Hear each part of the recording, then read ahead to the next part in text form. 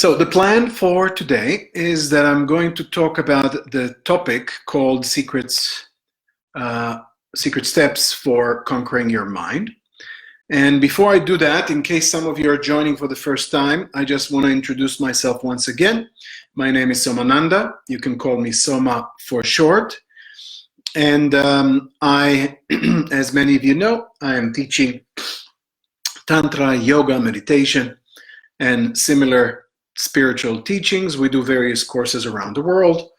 And we are also presenting today, and we do it every week, as many of you know, this live event here on Facebook, which is basically an opportunity to present certain teachings, some presentations, and some short lectures, which gives you the opportunity to share and to get this knowledge, to ask questions. And this is a wonderful way to create a group online, a community online, where these spiritual teachings can be shared. And I personally think it's wonderful, and to be able to do that using technology, using Facebook, it's really cool, very awesome. So that's the presentation till now. And now I'd like to approach the topic itself. So if we're talking about the secrets or secret steps for conquering the mind, I'll have to explain a few things as we begin. First of all, and by the way, we're at 30 people already, more are joining in. First of all, as we're talking about the mind, I have to start by clarifying a certain misunderstanding that I see a lot when I talk to various people with regards to the mind. First of all, a lot of people think that when we speak about the mind, we're talking about the brain. A lot of people think it's the brain. And as a result of that, it leads to a misunderstanding, because when speaking about the brain, people automatically think of it as a physical organ. I've got my brain somewhere here in my head, and that means that when I'm talking about my mind, it is my brain, it is my intelligence, it's my IQ. And that's why a lot of people would say, well, what can you do with your mind, with your brain? It is what it is. I was born with a certain kind of brain, and if that's my brain capacity, if that's my IQ level, then that's what it is. How can I change my IQ or improve my brain abilities? Well, there may be some things I can do to improve my efficiency. There's even research done on this, that IQ can even be changed slightly by certain methods, but it's not really a possibility to completely transform my IQ or my intelligence. I am as intelligent as I am. My psychology is what it is, and it's a bit what many people think about the mind. But this is not correct, because the yogis and the tantrics of India and Tibet considered the mind to be much more than just the brain. The mind is considered to be much more than that. It is in fact one of the bodies of the human being. There are 5 bodies to the human being, and one of them is the mental body. And the mind, therefore, the yogis consider it to be an organ with a lot of potential. It's more than just an organ. It is in fact like an energy field that we have the capacity to develop, to control, and to work with in many different ways. And that's why the brain is not what we talk about when we speak about the mind. It's not even that some people consider the mind to be just some kind of a conglomerate of thoughts and mental patterns that we can only observe and so on. Not at all. The mind is much more than that. It is a certain energy field, if we can call it energy, that can be developed to a very high potency through training and through specific techniques. And that's exactly what I want to talk to you today about, because there are certain steps, and there's different steps by different teachers, but these are the steps that I found from my experience of working with the mind a lot. These are specific steps that I found to be very necessary for working with the mind and developing the mind, and yes, even conquering your mind. And the first step is simply learning how to concentrate. This might sound a bit minor for a lot of people. Concentration, what's the big deal? I'm just sitting there and I'm trying to focus myself a little bit, and that's what concentration is about. not true. According to the yogis and the tantrics, concentration is an absolute key for developing the mind. That means learning to concentrate your mind is not just sitting and focusing or just trying to bring yourself not to think too many thoughts. Some people say that concentration is about keeping the mind totally steady without thoughts at all. This is not what we're talking about when we talk about concentration. In yoga, concentration of the mind is defined very clearly. Even in the Yoga Sutras of Patanjali, which is an ancient text of yoga, one of the basic yogic texts, Patanjali, a great rishi, a great yogi 2,500 years ago, declared that concentration of the mind is absolutely necessary. It's so necessary that, in fact, it is one of the major steps in the 8 steps of yoga, the famous Ashtanga yoga that he describes in his Yoga Sutras of Patanjali. It's called dharana in Sanskrit.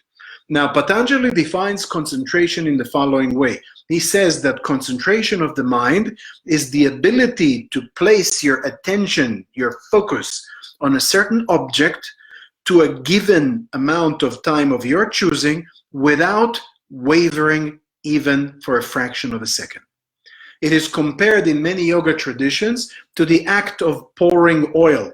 You know, when you pour water, usually it splashes all over the place, and it's not really focused in one spot. But when you pour oil, because it's its viscosity, it tends to flow very, very straight, and it hits the certain spot and stays there. And that's how the mind is supposed to be developed. We need to develop the mind to such a level that our mind simply flows in one direction, focuses on one specific object without interruption, to a specific given amount of time of your choosing, and the mind will not waver even for a second. That's what true concentration is about. And in fact, concentration is equated in such a way to many things. Like one of the classic examples in Tantra and Yoga is that when you take a magnifying glass and you put it under the sun rays, we know how the sun is scattering its rays everywhere, it gives light everywhere. But if we would take a magnifying glass and put it under the sunlight, it will concentrate the sunlight to one hotbed, and that hotbed suddenly becomes extremely powerful. If you would put a piece of paper or a leaf under it, you can burn the leaf or the paper. Suddenly the sunlight becomes extremely powerful. In the same way, the mind has the capacity to achieve great effects. The only problem is that for most people, the mind cannot focus. And if it cannot focus, then the abilities of the mind are extremely limited. The mind simply is scattered. It continuously jumps around. The yoga texts say that the mind is very much like a crazy monkey. They say if you see a monkey in the jungle, imagine a monkey. Usually a monkey is never sitting still, always jumping around, eating bananas, scratching, doing whatever. Have you ever seen a monkey sitting, being very focused, very straight? Rarely. And the yoga texts say not only that the mind is like a monkey, it's like a crazy monkey. Imagine a monkey who is mentally insane, and that's even more all over the place. Some yoga texts say it is a crazy monkey which is drunk and stung by a scorpion. Add all that together, that would make it to a really hectic monkey. And that's how the mind is according to the yogis. In other words, they were painfully aware of the fact that the mind's nature is movement. It all the time oscillates, jumps around, and going fully all over the place. And because of that, the mind has problems, because when the mind is naturally moving around all the time, we simply lose energy. We keep losing energy with our thoughts going all over the place. That's why if we can bring the mind into one point and concentrate, suddenly all that power, and the mind has unlimited power, all that power of the mind becomes available into one point of concentration, and then we can see results which are very, very profound and can go very, very deep. And that's exactly why many people say, yes, I would really love my mind to be so powerful, but I don't know how to harness its power. The answer is concentration. Learning how to work with the concentration of the mind can make all the difference. And this is not a small thing, because guess what? The mind has a mind of its own. And that means that the mind doesn't like to be controlled. The mind doesn't like to be focused and concentrated. The minds enjoy being a silly monkey jumping around and thinking all kinds of stupid thoughts or wise thoughts, it doesn't matter, but being active all the time. That's why most people enjoy so much surfing online, going on Facebook, reading a newspaper, flipping through a magazine, and doing stuff all the time, giving ourselves all kinds of stimulation, because the mind then feels happy. The mind feels like, oh, this is so nice, colors, images, stimulation, desires. The more stuff happens, the more the mind is satisfied. And that is exactly the issue. Because when the mind is having these behavior patterns of jumping around all the time, the result is that the energy is scattered. It's all the time scattered. And if it's scattered, it cannot be focused. And if it's not focused, your power, your mental power, your personal power is zero. It's simply extremely weak, and you can't get things done. We all want to be powerful. We want to have effects. We want to, with our minds, achieve so many things. Can I concentrate? Can I memorize? Can I have all kinds of abilities with the mind? I mean, think of it. In the cinema, we are also, it's such popular today to see movies of all kinds of superheroes with paranormal abilities, and they can bend reality, do whatever. And we hear stories about yogis in ancient time that could have mental powers and really levitate, do this, do that, read minds, astral projection, whatever, all kinds of stuff. And we all say, wow, it's so exciting. Why is it so exciting for us? It's exciting because having such a power with the mind, we all know, gives us abilities. This is more important than anything else that we can achieve. If your mind is super powerful, anything you want, if it's love, if it's success, if it's being better with your body, if it's having abilities to interact better with people, whatever it is you want to achieve, you can achieve when the mind is powerful. And that's exactly why out of the 7 chakras that we have in our body, the one which is in the center of the forehead, just before the last one, which is the connection with the divine, Sahasrara, the crown chakra, the one just before it, which is the third eye, called Ajna, or in Sanskrit specifically Agnya chakra, is called by this name because the word Agnya in Sanskrit means command and control. In other words, when you open your third eye, when your mind becomes yours to control, this is where everything can change. It is close to the divine. From here, you can go very quickly to the highest levels of consciousness, even enlightenment. There are even some forms of enlightenment already achieved at the level of the third eye. And that's why the third eye, or the mind's power, is the ultimate key. If you want to change reality, if you want to have effect in your life, if you want to have better success in anything, the third eye is one of the most fundamental keys for that, and that can be achieved through practices. And the techniques that can be used for developing the third eye and for developing concentration are concentration techniques, which are used a lot in Raja Yoga, in the Tantric tradition. A lot of techniques for mental concentration are there. Like, for example, I'll give you a couple of simple techniques which already can give you wonderful effects. For example, can you just take, for example, a box of matches, just a box of matches, like matches that you light, and you just take the box of matches and throw the matches on the floor, and then stay there, sit, look at all the bunch of matches which are scattered around, and start counting them one by one. 1, 2, 3, 4, 5, and count. You'll notice that your mind gets bored very quickly. And when you get to 5, 6, 7, or 10, or whatever, you lose count. And then you have to start all over again. And you have to try it again and again and again. Guess what? Most people listening to that, they say, oh my goodness, that's such a boring technique. Don't you have something more fun? Is there a video game I can play which will give me a lot of mental powers or whatever? That's exactly the point. Because the interesting thing is that when you study all the techniques of mental power and mental concentration, they all have one common denominator. And that is that they are very boring in the beginning. Yes, very boring. Why are those techniques very boring? Simply because these techniques start by telling the mind not to jump around and do what makes it happy, all these silly things that we enjoy doing, thinking about certain thoughts, chocolate, sex, desires, whatever. Instead of giving the mind free rein to go ballistic, instead we are telling our mind, no, do this menial task. I want you to count matches. But it's boring. Yes, do it anyway.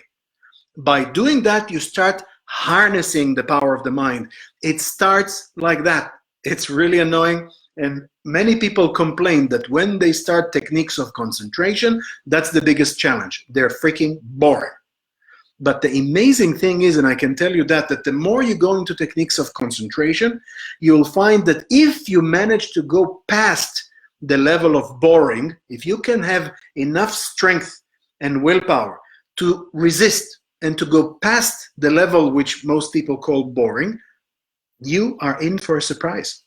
Some of the techniques, for example, is like you take a wristwatch or a regular watch, but not one of those modern ones, but an old kind of automatic clock, the ones that go tick-tock, tick-tock like this. You take it and you put it next to you, like on a table in front of you, in a quiet room. You sit, you close your eyes, and you just listen to the tick-tock, tick-tock of the watch. And as you become very engrossed into this tick-tock of the watch, you just take the watch after a few minutes and put it 1 meter further away. And now sit and listen to the tick-tock of the watch once more. And as you continue doing that, you start slowly taking the watch further and further away, up to 10 meters or whatever. It will force you to sit there and listen so carefully. And guess what? That develops your concentration. Tick-tock, tick-tock, like that. These are very simple techniques. There are, of course, more advanced techniques in the yoga system. There are meditation techniques, which are very powerful for learning how to concentrate the mind. There are techniques of concentration per se, like the famous Trataka and other techniques from yoga, where you're supposed to choose a dot on the wall or something and just look at it and try not to blink too much and really concentrate on that dot. Can you imagine sitting in front of your wall and looking at the stupid dot on your wall? You just take a pen and make a circle on the wall and look at it for half an hour. If anybody looks at you doing that, they say, my goodness, this guy lost it, you know.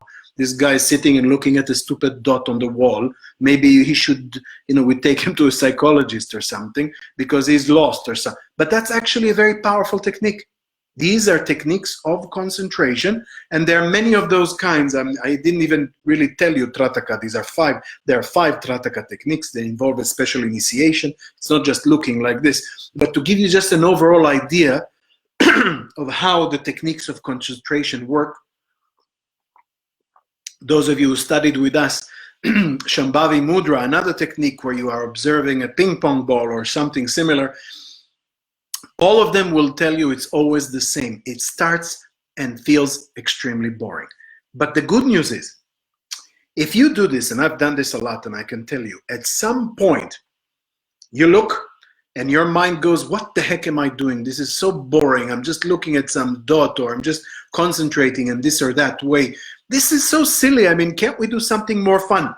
It's exactly how the mind works. It's like a little monkey that wants entertainment all the time. It hates to sit and focus on anything. The mind hates to be tamed, to be trained.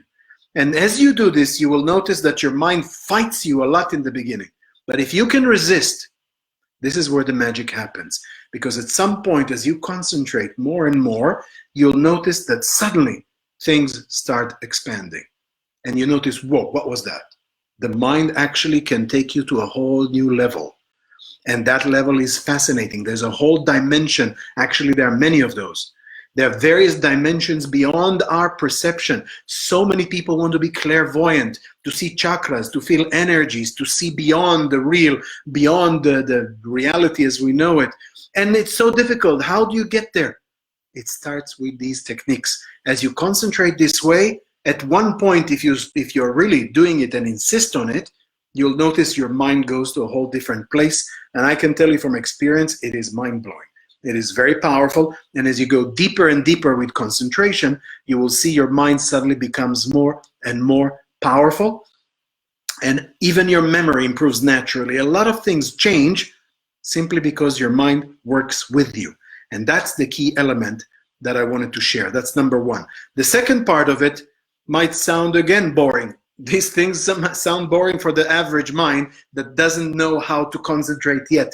But the second secret of how to control the mind is that we must use repetition. Repetition. You need to repeat your practice and your techniques daily. If you don't repeat the practices daily, you don't get results. That's one of the key elements that nobody tells you.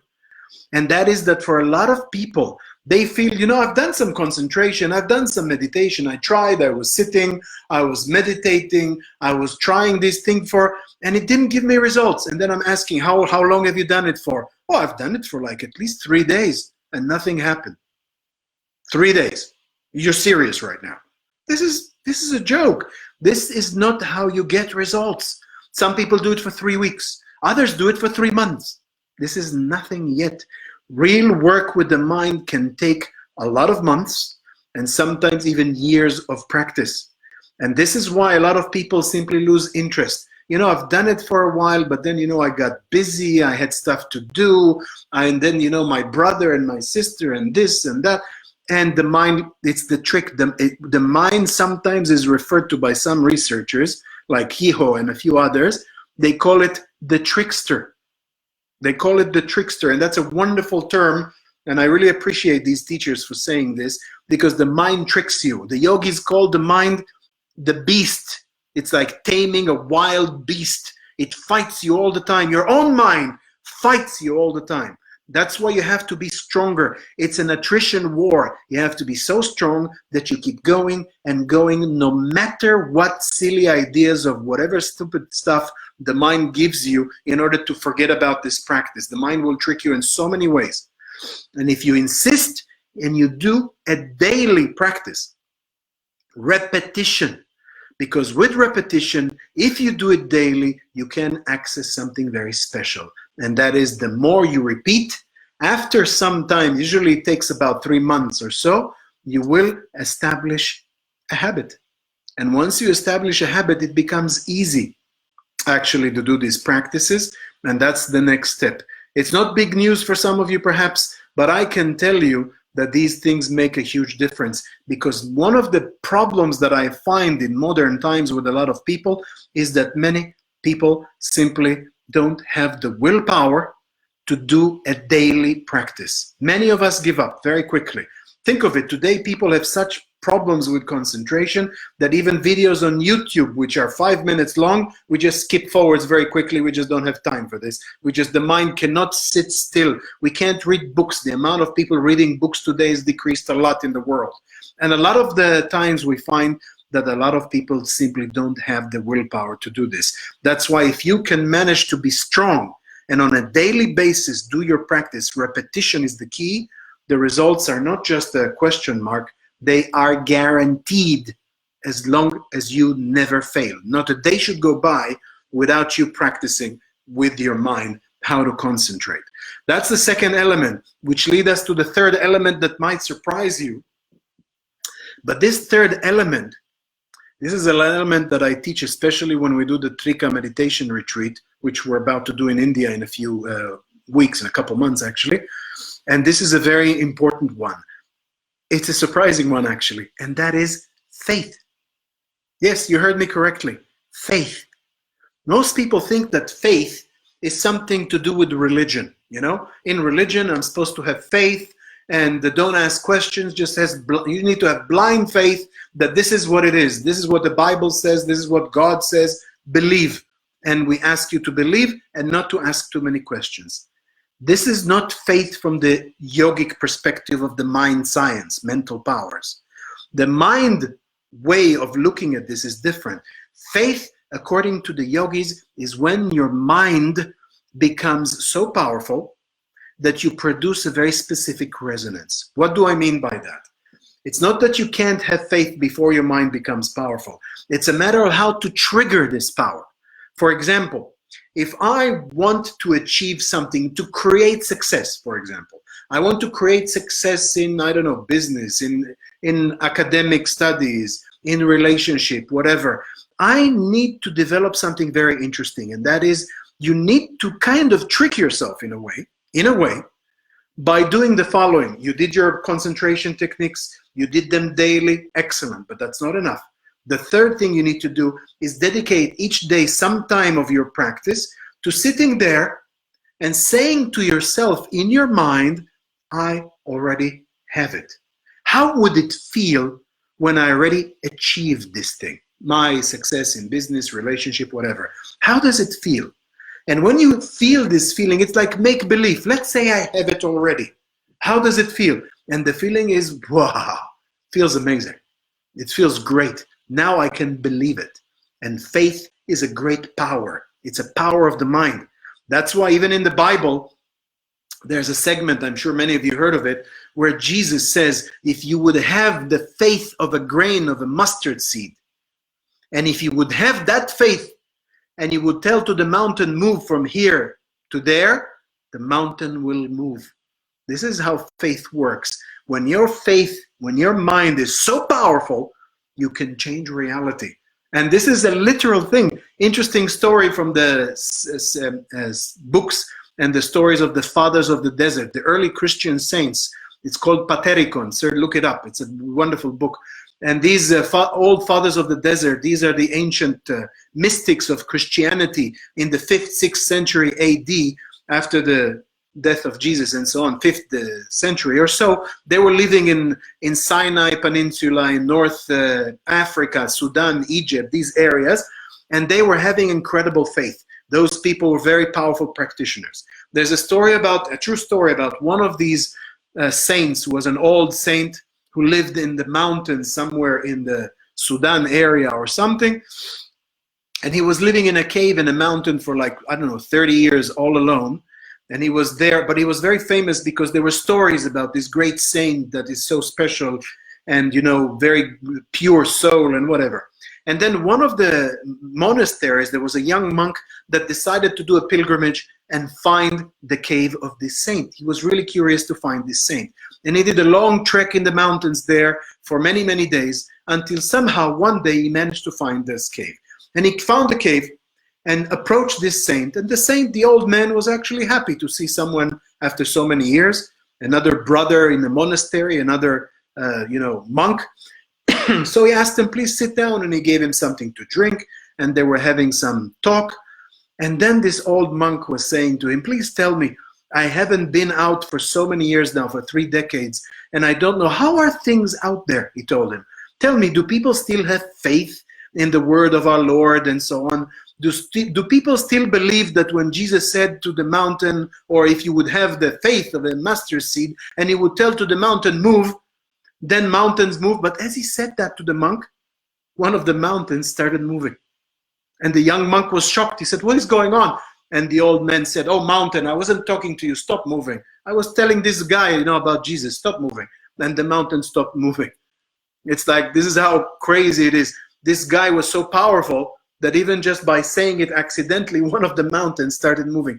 The amazing story is that apparently somewhere in the 1960s, I don't remember when, there was an archaeological mission that went in that area, and they actually said they did find one mountain where archaeologically there was a complete shift there that they couldn't explain in any way. Not even an earthquake can create that, which seems to corroborate that indeed there was a monk there who did such a miracle. This is how far it goes. The faith is not just you sitting and praying. Faith is about the ability to put your mind to such a level that when you concentrate and you believe, it happens. You change reality. This is the third secret or tool on how to conquer the mind. You need to work on your faith, and that's very powerful. And then comes, of course, the last part, and that is another thing that needs to be understood, and that is that in order to really work with your mind, you do need to learn about the laws of the mind. As we all know, there are laws that govern how the universe operates. The law of correspondence, the law of resonance, and all those things are there. The law of gravitation, the law of whatever, osmosis, there's so many laws. The law of magnetism. but there are also laws that govern the mind. This has been proven. And there are laws that govern the mind that needs to be studied. We teach those laws also in our yoga courses. If you join our meditation courses, we go there. And in the laws of the mind, we find that there are various laws. One of the funny things that I always hear, especially in modern times, is this thing to do with the law of attraction. Some people picked up on this concept of the law of attraction, hype it up big time. The book The Secret came out and a lot of things, and people say, that's it, I have it, the law of attraction. I just need to think positive, I need to think in this way, and then I attract whatever I want. And actually, I'm not saying this is wrong. What I'm saying is that this is only a part of a bigger mechanism. And when you take only a part, you just choose one part of the whole mechanism and you try to use it, you have only a partial mechanism to use. And that's why a lot of people actually get enthusiastic with the law of attraction, but not get too many results with it. Some people do, but not long term. In order to go long term, you need to understand the whole mechanism, because the mind involves various laws. There's a law of thought, the law of interaction, there's the law of attraction, the law of control, the law of insertion, the law of the planes. And there are various laws which exist that you need to understand. Once you understand all those laws, then you realize that you can work with your mind amazingly, but you need to engage on all levels. Then the whole prism works. It's like if you look at a telescope, you know how telescope works? Inside this long tube, there are a few lenses in the telescope that must be aligned perfectly. If the lenses are, one of them is offline, the telescope doesn't magnify anymore. That's why we need to have all the lenses aligned with the laws of the mind. There's a few of them, as I just said. You need to obtain control of each of these laws, understand it and utilize it. And only then all those laws will fall into place and your success is guaranteed. In fact, success will come to you from every direction. Your meditation will go deeper. Your concentration will become more successful. You can manifest things. You can change reality. And that's how it really works. You need to apply all those laws, work with all those laws in order to get the results that we're looking for. So these are the basics of controlling the mind, the steps or the secret steps of conquering the mind, because usually these things are not taught in our schools, in our regular education in environments, universities. Nobody tells you. Everybody tells you need to achieve success. We want you to get good grades. We want you to succeed. But nobody tells you how. How am I supposed to do that? Just read the books, memorize, go to the test, vomit the information, and hopefully pass the exams. That's it. Is there more to education? In ancient times in India, and I met people that actually have studied in the ancient systems of India, and they told me that indeed in ancient times education was mental culture. It was a completely different experience where you learn, you teach people how to cultivate mental powers, how to think in a multitasking kind of way, how to develop your mind to such potency that people used to be prodigies. That's how you develop human beings. You make them prodigies, not by make them people who are worker bees, who just go to their cubicle, do their basic work and don't think too much. This is what my job is and I don't go beyond that. Not at all. The mind has infinite capacity, infinite. And we need to tap into it. And that's exactly what we're trying to achieve in this practice. Now, what I want to say beyond that, let me just check to see if we have any more questions already, I think. Yeah, questions are starting to pour in. So if you have your questions, a quick reminder, now is the time, put them in there. I'm going to go to questions very quickly. But before that, I just want to conclude this presentation. Remember, developing the mind is not just a nice bonus. It is a necessity. It is a necessity. If you think that you should go through life with your mind being whatever it is, oh, I'm just a right hemisphere, brain hemisphere kind of person. I'm an artistic person. I'm a bit of a confused person. What to do? It's just who I am. I'll just ask everyone to be considerate with my limitations, and that's it. Don't give yourself those breaks. Believe that you can do more, and you can. Demand more from your mind, and you'll see your mind can give you 100-fold more abilities. It is there. I know personally many yogis who are doing it on a daily basis, and you can integrate mental exercise into your daily life. Don't let a day go by without working with your mind, because there is one adage, one famous saying that I want to leave you with before I conclude here. Please listen carefully. And this is a true statement. Either you control your mind or your mind controls you.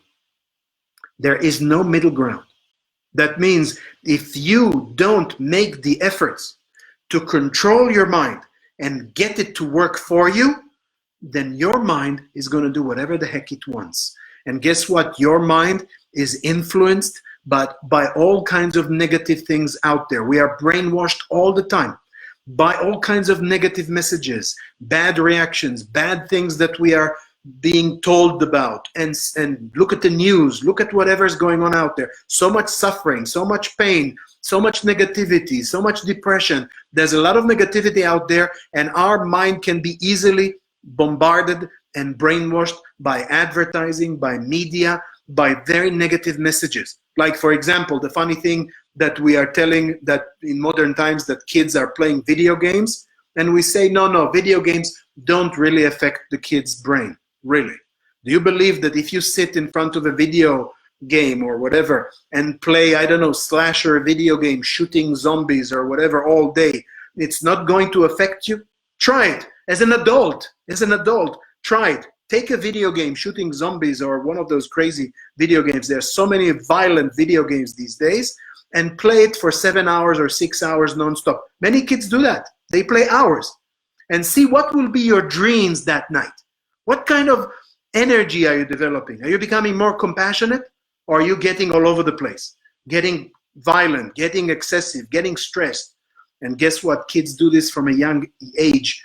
And this is the problem. That's why we do not want our mind to run amok, to run free with whatever inflicts it, all kinds of crazy things that we are exposed to. We need to get the mind by the horn, so to speak, control it, grab the reins of the mind and lead the mind wherever we want to go. And then suddenly something which was so dangerously wild, a wild beast, becomes a very powerful force that works for us. That is what we need to do. Concentration is the key. Daily repetition is the key. Developing the mindset of faith and learning about the laws of the mind. By doing all that, success is indeed guaranteed. And then you will see you are not powerless. You are actually a being with great power. Your power is right here. You just need to know how to use it. Well, I hope this was interesting for all of you. This is how we conquer the mind. And now let's see if there are any questions. We already have a few questions here. I'll start from the first one. I'm just reading it here. From Suzanne Anderson. I would love to get to know how to cleanse the pineal gland. Suzanne is from Sweden. Well, with regards to the pineal gland, there are some detox methods that can help actually physically to cleanse, especially because the pineal gland seems to be calcified for most people because of wrong diet, because of pollution, because of amalgam fillings in your teeth, mercury fillings, and various other toxins we're exposed to. And because of that, the pineal gland can get calcified and we become limited. And that's why there are some ways to cleanse it. There are some purification methods. Those I recommend to research with a proper practitioner. Like, for example, there are certain substances that you can even get through an IV in your arm. And those substances, if you do it for 7 weeks, like once a week or something like that, it tends to detox the body from heavy metals. There are other substances which are out there. Some chelation therapies exist and so on, but I can't go into it right now. Look on my website, and our website, we have there the bibliography, and I did put some information about detox. Look at the Dr. Bernard Jensen detox methods. He has good books about the cleansing and so on. Research that. That can help a lot for cleansing. Another thing that works for cleansing the pineal gland is actually doing mental practice. By working with the mind a lot, doing meditation techniques and certain techniques of Trataka that I've mentioned. This will come later for those of you who study with us. By practicing these, it also has effects on the pineal gland. So those are my recommendations. I hope this helps. Moving on to question number 2, Ignas Karlonas from Lithuania. Let me see. I'm feeling really thankful for the podcast. Happy for that. I have a question. Does acro yoga come from authentic texts and teachings of original yogis, or is it new age trend that can be considered a yoga? Does it have any benefit? Is it worth practicing? Well, it's a good question. Acro yoga has nothing to do with the original yoga, sorry to say. It simply does not come from the traditional yoga texts at all in any shape or form. So it is definitely a modern adaptation, a kind of modern style of yoga, very acrobatic, acro yoga, obviously. But I have to say that I've noticed that some people who practice acro yoga, it is, I would compare it like to a very good session of chiropractic. So it does seem to be, whoever created this was very inspired, and I'm happy for this, that it does seem to create some really good releases in the body. The spine is stretched, the pelvis. A lot of things can be cracked and put back into place if it is done skillfully, not in an amateurish way. And I did find that some people benefit physically from it a lot. The skeleton seems to be, if it's done wisely, again, it can also cause damage. If you press the wrong way, if you stretch the wrong way, a person, it can also do something negative. But it does seem to be, I would put it on par with some level of chiropractic. It can be a bit good on the physical body like this when it is done skillfully by a very intuitive person. But other than the healing effects physically, as a spiritual kind of practice, I'm sorry, not at all, and it has nothing to do with the traditional texts. Moving on.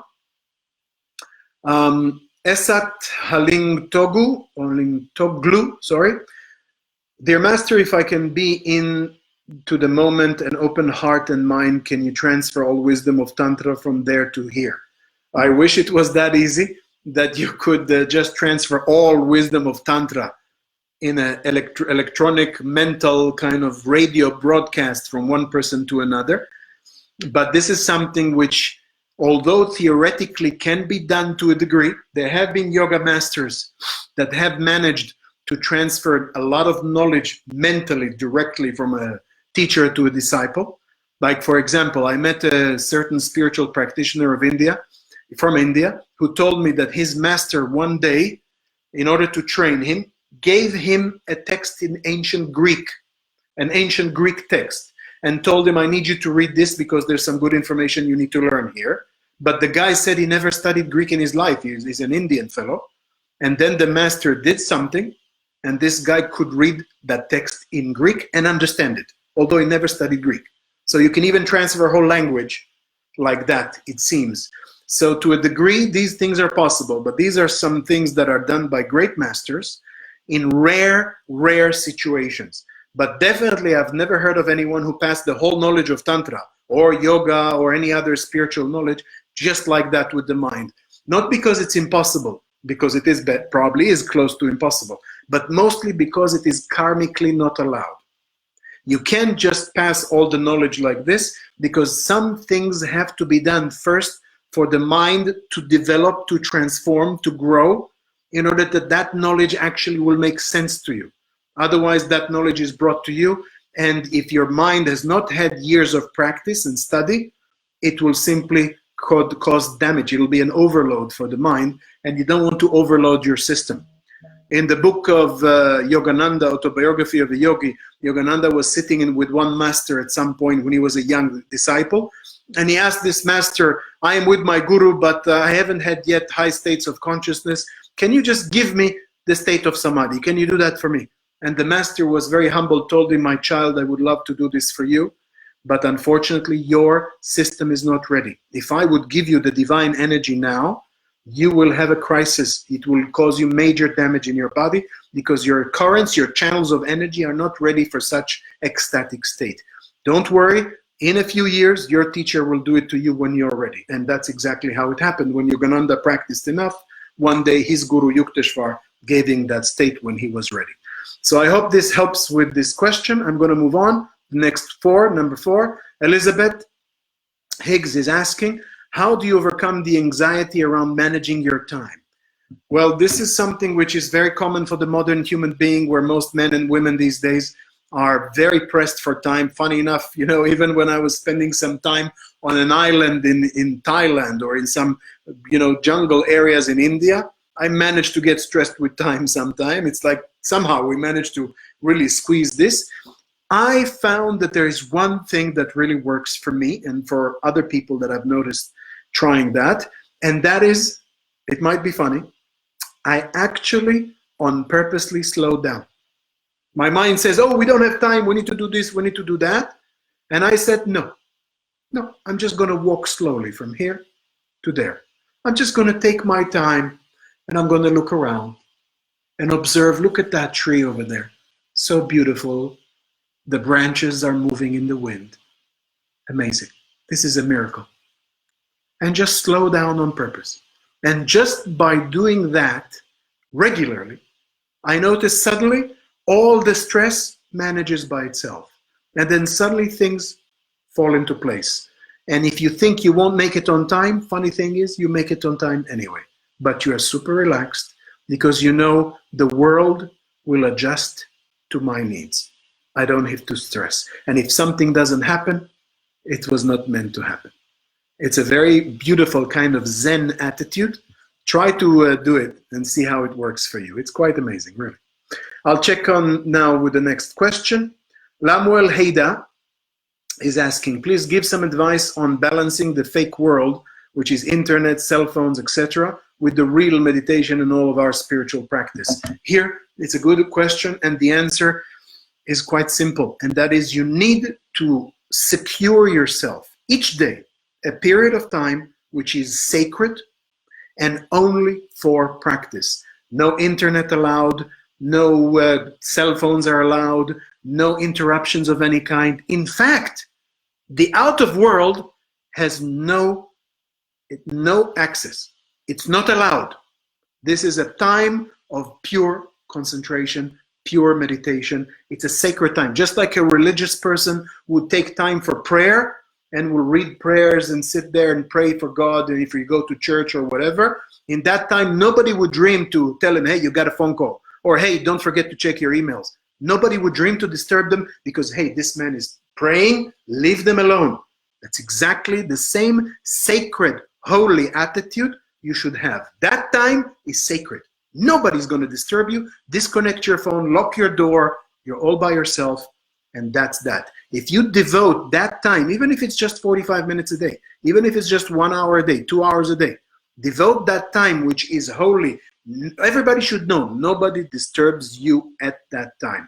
Then you will have your kind of secluded oasis of peace every day, where you are alone with the divine, with your own practice. And then the rest of the time, let the world do its worst. Let's go wild, let's go internet, this, that. Okay, I do what I need to do. It's fine. But that oasis of peace, nobody is allowed there. It's me and the divine. That's what I recommend, and that's how you counteract the outer world. Now, question number 6, Tanya Ivkovich is asking, how can one overcome the tricks the mind plays to keep us away from daily practice, besides just coming back to daily practice? Well, with the mental tricks of the mind, first of all, what helps is to remember that we need to be aware of it. Think of it this way. Look at your mind as if there is a second entity, so to speak, in your mind somehow. It's like the trickster. This tricky part of your mind is there, but the problem is it usually manages to overcome us and tell us what to do because it speaks and we don't notice that somebody is pushing us. The second you pay attention, you say, what is that? Who is speaking to me? The second you look at it, the mind will back away. It will back away. Because this is what we call the power of awareness. So learn to become aware of your mind. Aware. Just look at your mind. You're sitting here and you're listening to this talk right now. There's a part of your mind saying, yeah, but you know, I haven't checked my email for a while, or I don't know, I want to eat a piece of cake. Let's just leave this room, chat room, whatever, and go do that. If you don't notice that it's your trickster trying to pull you away from important information, then you'll just say, yeah, I want some cake. Let's just do it. But when you're aware, you're saying, hey, wait a minute, who is saying that? Ah, it's my trickster. It's you. Okay, okay. Come back in 20 minutes. Go away. Come back in 20. I don't want to talk to you right now. But let's have a cake. Let's do something. Shh. It's like treating a child. If you're sitting and doing something important, and a 5-year-old child comes and does to you and all kinds of teasing things, you're not going to immediately engage with an anger spout or something. You're going to just say, yes, you're a little sweet boy. Go play somewhere else. Come back in 20 minutes. That's the attitude. Have a sense of humor and recognize the patterns of the trickster. Once you recognize, it will go away. You tell him, like a little boy, go away, come back later. Now is not the time. It's my sacred time now. No disturbances. Go away. But, shh. It's okay. Go away. Go. Come back in 20 minutes. It takes willpower, but you can do it. That's how I do it. That's how many yogis do it, and it works. Moving on, question number 7. Natasha Mozina from Slovenia is asking, how do we know exactly our changing reality will not be connected with karma and we are working with divine purpose? It's a very good question. Here, I can tell you the following. When you do the work with the mind, with your mind, concentration, working with the laws of the mind, repetition daily, and so on, what we're doing is we're actually, and this is the key, we're actually working with our conscious mind. It's true. But the more you repeat, the more you work with your conscious part of your mind, it will start imprinting on your subconscious. And your subconscious, once it is imprinted, it will work and it will make miracles because the subconscious can do anything. It has all the knowledge of the laws of the mind, of the laws of resonance. It knows it all spontaneously. And once you imprint on your subconscious mind, the subconscious mind will make things happen in your life. But the thing is that because it is your subconscious mind that does it, your subconscious mind is a very personal, intimate part of yourself. And that's why when you see the changes, there will be a very clear intuition that this happened because of me.